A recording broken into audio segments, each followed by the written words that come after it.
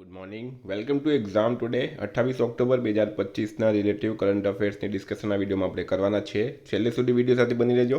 Current affairs important topic છે, દરેક એક્ઝામમાં પ્રશ્ન પૂછવામાં આવે છે. મિત્રો ટોપિક પર આવીએ. 28 ઓક્ટોબર 2025 ક્વેશ્ચન નંબર 1 છે, હાલમાં કયા દેશે સ્ટીલ્થ જેલીફિશ ડ્રોન વિકસાવ્યું છે?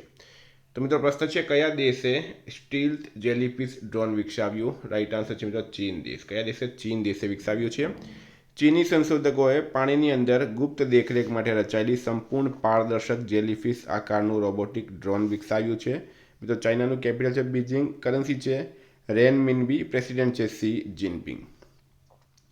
હાલમાં કોને મરણોત્તર વિજ્ઞાન રત્ન પુરસ્કાર એનાયત કરવામાં આવશે? તો પ્રશ્ન છે, મરણોત્તર વિજ્ઞાન રત્ન પુરસ્કાર કોને મળશે? રાઈટ આન્સર છે આમાં જયંત વિષ્ણુ નાર્લીકર. બરાબર, જયંત વિષ્ણુ નાર્લીકર, તમે ફોટો પણ જોઈ શકો, મહાન વૈજ્ઞાનિક છે. એમના મૃત્યુ પછી એમને વિજ્ઞાન રત્ન પુરસ્કાર આપવામાં આવશે.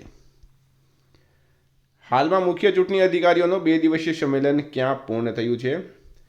તો મુખ્ય ચૂંટણી અધિકારીઓનો 2 દિવસીય સંમેલન ન્યૂ દિલ્હી ખાતે હાલમાં પૂર્ણ થયું. ન્યૂ દિલ્હી રાઈટ આન્સર છે.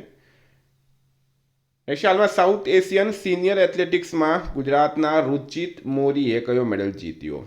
તો પ્રશ્ન છે, સાઉથ એશિયન સિનિયર એથ્લેટિક્સમાં ગુજરાતના રુચિત મોરીએ કયો મેડલ જીત્યો? તો મિત્રો એમણે ગોલ્ડ મેડલ જીત્યો છે રુચિત મોરીએ. બરાબર, ગુજરાતની કાજલ વાજા, સાક્ષી અને કાજલ કાનફળે એમણે બ્રોન્ઝ મેડલ જીત્યા છે, જ્યારે સાઉથ એશિયન એથ્લેટિક્સમાં રુચિત મોરીએ ગોલ્ડ મેડલ જીત્યો. અને આ સાઉથ એશિયન એથ્લેટિક્સ જે છે એનું આયોજન ઝારખંડના રાંચી ખાતે થયું હતું. હાલમાં ઇન્ડિયા મેરીટાઈમ વીક IMW 2025 ક્યાં યોજાશે? તો પ્રશ્ન છે, ઇન્ડિયા મેરીટાઈમ વીક IMW 2025 ક્યાં યોજાશે? મુંબઈ રાઈટ આન્સર છે. ઇન્ડિયા મેરીટાઈમ વીક IMW 2025 મુંબઈમાં શરૂ થઈ રહ્યો છે. 5 દિવસીય કોન્ફરન્સનું આયોજન બંદરો, શિપિંગ અને જળમાર્ગ મંત્રાલય દ્વારા કરવામાં આવી રહ્યું છે. આ વૈશ્વિક સ્તરે સૌથી મોટી મેરીટાઈમ કોન્ફરન્સ હશે, જે મેરીટાઈમ ઇકોસિસ્ટમના મુખ્ય હિસ્સેદારોને એકસાથે લાવશે. હાલમાં કયા દેશમાં ભારતીય દૂતાવાસમાં રવિન્દ્રનાથ ટાગોરની પ્રતિમાનું અનાવરણ કરવામાં આવ્યું છે? તો રાઈટ આન્સર છે મિત્રો ચીન દેશમાં.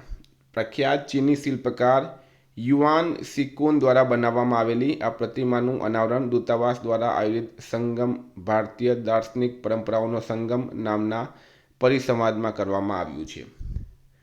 હાલમાં કોણ આસિયાનનો 11મો સદસ્ય દેશ બન્યો? તો મિત્રો આસિયાન વિશે આપણે આગળ પણ વાત કરી હતી. બરાબર, association of south east Asian Nations. બરાબર, આસિયાનનું પૂરું નામ છે. ભારત આસિયાનનો સદસ્ય દેશ નથી, આગળ પણ મેં તમને વાત કરી હતી. હવે ટિમોર લેસ્તે જે છે એ આસિયાનનો 11મો સદસ્ય દેશ બન્યો છે. ભારત સદસ્ય નથી, બાંગ્લાદેશ પણ નથી, પાકિસ્તાન પણ નથી. ટિમોર લેસ્તે 11મો સદસ્ય દેશ બન્યો છે. હાલમાં વૈશ્વિક શાંતિ પ્રાર્થના મહોત્સવનું આયોજન કોણ કરશે? તો પ્રશ્ન છે મિત્રો, વૈશ્વિક શાંતિ પ્રાર્થના મહોત્સવનું આયોજન કોણ છે? રાઈટ આન્સર છે મિત્રો ભૂટાન. ભૂટાન જે છે એ વૈશ્વિક શાંતિ પ્રાર્થના મહોત્સવનું આયોજન કરશે. વિશ્વભરના બૌદ્ધ નેતાઓને એક કરવાના ઉદ્દેશ્ય સાથે ભૂટાનની રાજધાની થિમ્પુમાં વૈશ્વિક શાંતિ પ્રાર્થના મહોત્સવ યોજાવાનું છે. મિત્રો ભૂટાનની વાત કરીએ, ભૂટાનનું કેપિટલ છે થિમ્પુ, કરન્સી છે નગુલ ટ્રમ, PM છે શેરિંગ ટોબગે. રાષ્ટ્રપતિ દ્રૌપદી મુર્મુએ તાજેતરમાં યશોદા મેડિસિટીનું ઉદ્ઘાટન ક્યાં કર્યું છે? તો એ કર્યું છે એમણે ગાઝિયાબાદ ખાતે. આપણા દેશના મહિમ રાષ્ટ્રપતિ દ્રૌપદી મુર્મુ ગાઝિયાબાદમાં યશોદા મેડિસિટીનું ઉદ્ઘાટન કરતી વખતે જણાવ્યું કે સારી ખાનગી ક્ષેત્રની આરોગ્ય સંભાળ સંસ્થાઓ સ્વસ્થ અને વિકસિત ભારતના લક્ષ્યને પ્રાપ્ત કરવામાં અમૂલ્ય યોગદાન આપી શકે છે.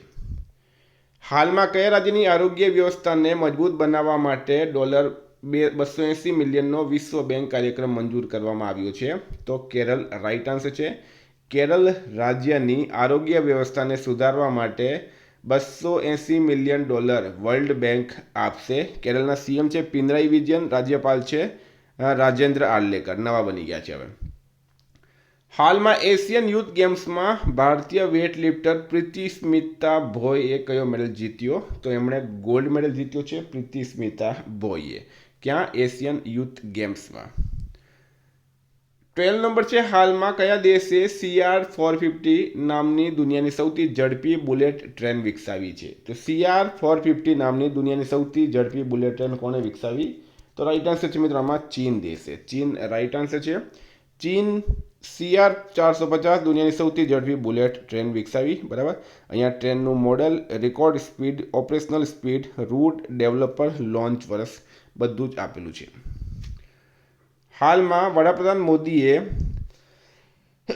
કયા વર્ષને આસિયાન ભારત દરિયાઈ સહયોગ વર્ષ તરીકે જાહેર કર્યું છે? PM મોદી દ્વારા આસિયાન ભારત દરિયાઈ સહયોગ વર્ષ. બરાબર, હાલમાં નરેન્દ્ર મોદીએ વિડીયો કોન્ફરન્સિંગથી મિત્રો આસિયાન સમિટને સંબોધિત કર્યું હતું અને ત્યાં એમણે વર્ષ 2026 જે છે એને આસિયાન ભારત દરિયાઈ સહયોગ વર્ષ તરીકે જાહેર કર્યું છે. 14 નંબર છે તાજેતરમાં પૂર્ણ થયેલી ચોથી દક્ષિણ એશિયન એથ્લેટિક્સ બરાબર ચેમ્પિયનશિપ 2025ના અંતિમ મેડલ ટેલીમાં કોણ ટોચ પર રહ્યું છે? તો પ્રશ્ન શું છે? હાલમાં પૂર્ણ થયેલી ચોથી દક્ષિણ એશિયન એથ્લેટિક્સ SAFF ચેમ્પિયનશિપ 2025ના અંતિમ મેડલ ટેલીમાં કોણ ટોચ પર રહ્યું છે? તો રાઈટ આન્સર છે મિત્રો આમાં ભારત ટોપ પર રહ્યું છે. બરાબર, ભારત. તો ભારતની વાત કરીએ મિત્રો તો ઇન્ડિયાએ સૌથી વધારે 20 ગોલ્ડ જીત્યા છે. શ્રીલંકા 16 જીત્યા, નેપાળ 0 જીત્યા છે. બરાબર, તો ભારતે ટોટલ 58 મેડલ જીત્યા. હાલમાં કયા રાજ્યે ડિસેમ્બર 2025થી રાજ્યમાં પ્રવેશતા તમામ વાહનો પર ગ્રીન ટેક્સ લાદવાની જાહેરાત કરી છે? તો આપણે આગળ પણ વાત કરી હતી. ગ્રીન ટેક્સ મિત્રો એ ઉત્તરાખંડ સરકાર શરૂ કરશે. બરાબર, ઉત્તરાખંડ રાઈટ આન્સર છે. ઉપરાષ્ટ્રપતિ CP રાધાકૃષ્ણન રાષ્ટ્રપતિ ડોક્ટર પેટ્રિક હર્મનીના શપથ ગ્રહણ સમારોહમાં હાજરી આપવા માટે કયા દેશમાં ગયા? તો આપણા દેશના ઉપરાષ્ટ્રપતિ છે મિત્રો CP રાધાકૃષ્ણન અને તેઓ હવે ડોક્ટર પેટ્રિક હર્મિની જે સેશેલ્સ દેશના નવા રાષ્ટ્રપતિ બન્યા છે, સેશેલ્સના. બરાબર, તો ત્યાં હાજરી આપવા ગયા. ઉપરાષ્ટ્રપતિ CP રાધાકૃષ્ણનને 2 દિવસની મુલાકાતે સેશેલ્સ પહોંચ્યા. તેઓ સેશેલ્સના નવા ચૂંટાયેલા રાષ્ટ્રપતિ ડોક્ટર પેટ્રિક હર્મનીના શપથ ગ્રહણ સમારોહમાં હાજરી આપશે. 17 નંબર છે હાલમાં કયા દેશે અનોખા પરમાણુ ઉર્જા સંચાલિત બુરેવેસ્ટની ક્રૂઝ મિસાઇલના સફળ પરીક્ષણની જાહેરાત કરી છે? તો આમાં રશિયા રાઈટ આન્સર છે. રશિયાનું કેપિટલ છે મોસ્કો, કરન્સી છે રશિયન રૂબલ અને પ્રેસિડેન્ટ છે વ્લાડિમીર પુતિન. આ મિત્રો સંપૂર્ણ પરમાણુ ઉર્જા સંચાલિત બુરેવેસ્ટની ક્રૂઝ મિસાઇલ છે. બરાબર, જેનું રશિયા. તો આ ઇમ્પોર્ટન્ટ છે, યાદ રાખવાનું છે. તો વાત કરીએ આપણે રિવિઝનની હવે. 27 ઓક્ટોબર 2025 પર આપણે આવી ગયા. જમ્મુ કાશ્મીર વિલીનીકરણ દિવસ ક્યારે ઉજવવામાં આવે? 26 ઓક્ટોબર રાઈટ આન્સર છે. કયા ભારતીયને વિજ્ઞાન અને શાંતિ ક્ષેત્રે બ્રિક્સ આંતરરાષ્ટ્રીય પુરસ્કાર 2025 એનાયત કરવામાં આવ્યો? સબીર હસનને. નૌસેના કમાન્ડર્સ કોન્ફરન્સ 2025ની બીજી આવૃત્તિ ક્યાં પૂર્ણ થઈ? ન્યૂ દિલ્હી ખાતે. હાલમાં કોના દ્વારા ગુજરાતની પ્રથમ અમૃત ભારત એક્સપ્રેસ ટ્રેનને લીલી ઝંડી આપી પ્રસ્થાન કરવામાં આવ્યું? નરેન્દ્ર મોદી રાઈટ આન્સર છે.